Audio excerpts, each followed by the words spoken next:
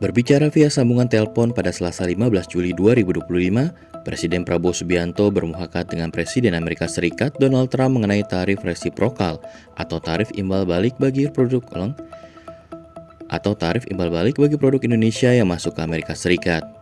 Trump akhirnya menurunkan tarif dari awalnya 32% menjadi 19%. Menurut Prabowo, kesepakatan itu tercapai melalui negosiasi alot.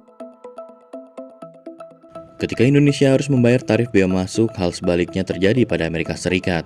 Sebab, hasil negosiasi menyatakan Indonesia harus membebaskan hambatan perdagangan berupa tarif ataupun non-tarif atas produk yang dijual Amerika Serikat. Dalam pernyataan di halaman Gedung Putih, Washington DC pada Selasa 15 Juli 2025, Trump mengatakan kami mendapat akses penuh ke Indonesia.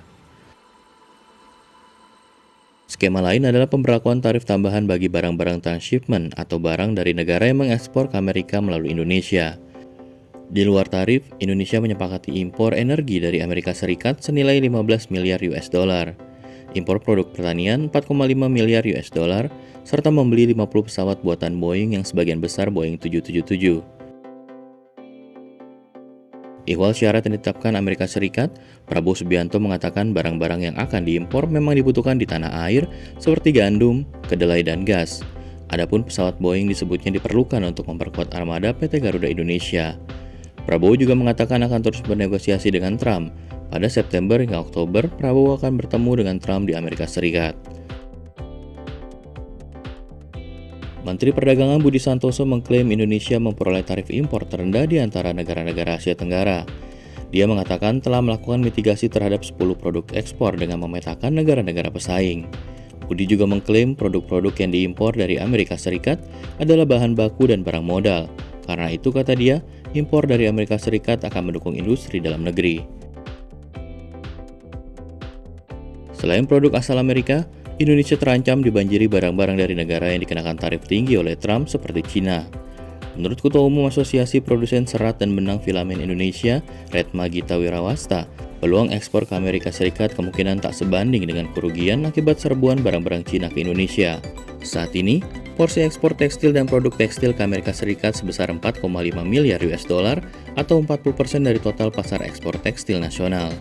Retma mengatakan Indonesia agak beruntung dibanding negara pesaing, seperti Vietnam, Bangladesh, Korea, dan Pakistan yang terkena tarif Trump lebih tinggi.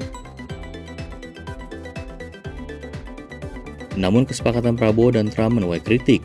Ekonom Universitas Andalas Syafruddin Karimi menilai kesepakatan dengan Amerika menempatkan Indonesia dalam posisi yang tak setara.